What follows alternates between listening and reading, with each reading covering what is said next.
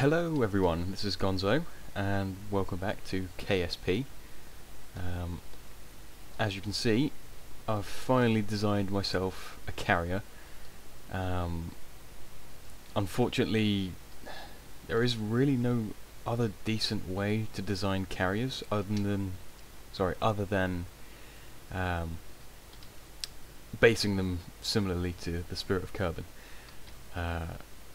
because otherwise they just tend to launch very, very badly. You've seen my previous attempts at a carrier, I believe.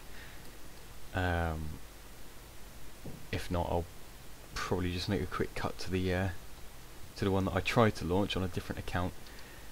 But yeah, the carrier with the two hangers on the side, those ones, I mean, that one's just barely able to get into orbit, mostly because of the instability caused by the wing parts. But with this kind of design, for some reason, it stays more stable. In fact, this one launches like the Spirit of Kerbin. It doesn't actually move at all because of the wing parts, which I was quite grateful for, to be honest, when I launched it for the first time. In fact, this launch stage is actually pretty good. It launches pretty easily and has more than enough fuel to get into orbit. So here she is. It's got a docking port at the front. I didn't design it with this top bit here. I kind of wish I did, because it looks a bastard, with this massive gap between the top part, but not much I can do about that now, really. Might as well leave it how it is, because it will keep it stable when you launch it. So back of it's not particularly well armoured, I'll admit, because I was cheaping out on parts to keep it in the 30s when I was recording, which it is sitting at about 28 frames a second right now, which isn't too bad. We've got the bridge, we got our communications bunker, which is where Mr. Bill Kerman sits. It's got an emergency backup solar panel, and the hangar, which I thought was quite a neat little touch. Whoops! Oh, he's hit his head. Okay. Come on, Bill, wake up. Right. Okay. So the hangar obviously is not at the front like the Spirit of Kerbin's. It's actually underneath, which I was surprised that it actually launched at all. I thought this would make it super unstable, but it doesn't, which is good. We've got a docking port at the front here for any utility vehicles that need to be docked up here, like a droid to pull things along, or just another small ship, or maybe even weapon storage. Got an extra seat for the flight controller to determine what ships are coming in and out of the hangar, and for the docking port just here for the other ships that are coming in to refuel and maybe give us supplies and so on. Let's just get him out of the seat. Oops, not control from here. Oh yeah, that's one small well, I kind of overlooked that. I didn't really expect the seat to teleport you outside the ship, which could be a little bit disastrous during a battle, so let's just hope that never happens. No, losing control. Hang on a sec. So we've got 8 docking ports, if I can actually make it inside the hangar. Should be enough for a couple of ships and some weapons. We've got some xenon gas, the RCS supply, and a main docking port as well, just in case anything else needs to be docked up, like a emergency power generator or something along those lines. Got 2 hitchhiker storage containers. Oops, and plenty of fuel. I think it's something like 7,000 units or something around that. More than enough to get anywhere in the solar system. Well, right now anyway. So yeah, this is the ship. I don't have a name for it. Right now it's just Carrier Prototype Mark IV, because I've failed many times at launching this. Or at making one, to be honest. Every attempt I've made at getting a carrier into space has usually resorted in it flipping out in the first sort of 1,000 to 2,000 meters. So this one did quite well. I think I'm going to just make a quick cut to the other profile I've got and show you the disaster that was my other carrier. It was quite well designed, but it wasn't balanced enough to launch, so it failed. It actually, I say that, it actually got into space and ran out of fuel, and then it fell from space and landed in the ocean, and surprisingly it fared quite well. It's damaged for sure. It fell from space. I mean, you'd expect that, but it's not as destroyed as you would think. I think this is quite a cool view from this little comms bunker. You got the communications satellite there. You got your sticky notes and telling you that the snacks have been eaten, and then you got the solar panel there. So I'll just make a quick cut and show you the wreckage of my other failure, and I'll be back. Right, so here we are. The original attempt at a carrier. Well, it was designed as a fighter carrier, so that it could take a few fighters, maybe some weapons, and it itself could have cannons mounted on the top. This was before the what they call the claws in the NASA pack.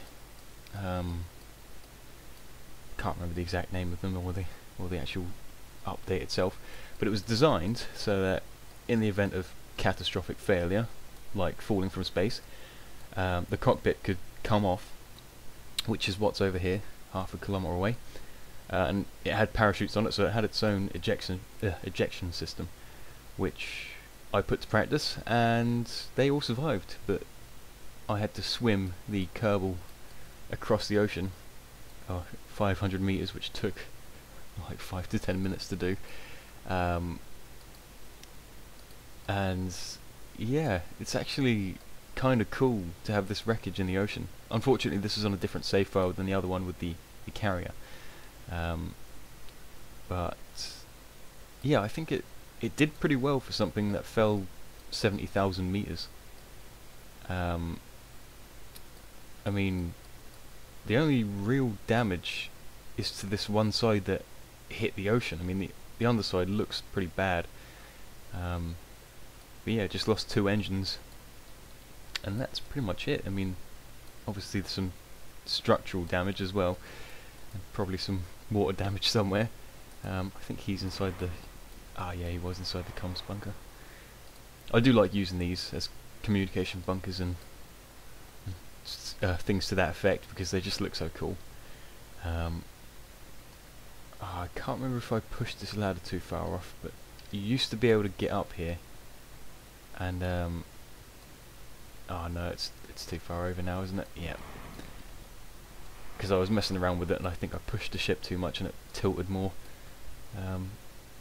I think it's pretty neat to just swim around in the wreckage and just admire the damage. Really, I'm just shocked that it survived the drop from space. Quite impressive, really. I guess these wing parts are very good for armor. But you can imagine, given how slow this swim is, that it was quite painful to swim 500 meters just so that I could walk around the wreckage. But yeah, this is it. This is the original design for a carrier. I probably won't return to this style for a while until I fully nail building carriers, because unfortunately that is quite difficult, and I'm not exactly good enough to design what I want and launch it into space. Hopefully I'll get there soon, you never know. So yeah, this is the original design. Back to the other ship. Right, so the stats of the ship. It's got a crew capacity of 12. It's got 3 external docking ports, the mid-size ones. Obviously it's powered by regular 6 atomic engines. The interior is relatively decently lit. I'm quite surprised at how well that turned out. It's got plenty of docking ports in here for fighters and various different ammunition types and other utilities that need to be docked with the ship. before it departs. So far the only real problem I've had with it is the fact that it's only got 2 of these RCS tanks. May not be enough for the fighters that will come up, which I'll probably have them designed similarly to the ones Macy used. So with a bit of luck, you know, that it won't be too much of an issue, but you never know. Also, not much then on gas, but again, that stuff's quite efficient, so it's quite unlikely I'll run out of that. The name of my company, I suppose you could say, in KSP, I went with Orion Industries because I couldn't come up with anything decent or original, unfortunately. So I'll stick with that. The flag looks pretty weird, but I think I'll just go with that for now.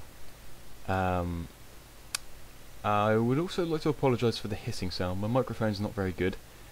I'll probably buy a decent one if this series actually picks up at all, which I doubt it will, so I'm not going to buy one preemptively, to be honest, because that's money better spent on alcohol. No, I'm just kidding. I just don't really have the money to spend on stuff like that right now. So yeah, this is the ship. If people want to, I'll upload a download file to a file sharing site if you'd like. It as mentioned earlier on, it does launch very straight, so it's quite easy to control. It has plenty of fuel, so with a bit of luck, everyone else will be able to use it if they request the file. So yeah, this is the ship. That'll probably be in whatever series I decide to make out of it. I might do a tutorial video on how to launch it as well. If people request the file, they might need that to go alongside it. So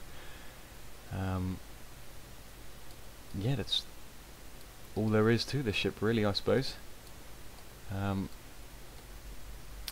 I'll see you in the next one. Bye for now.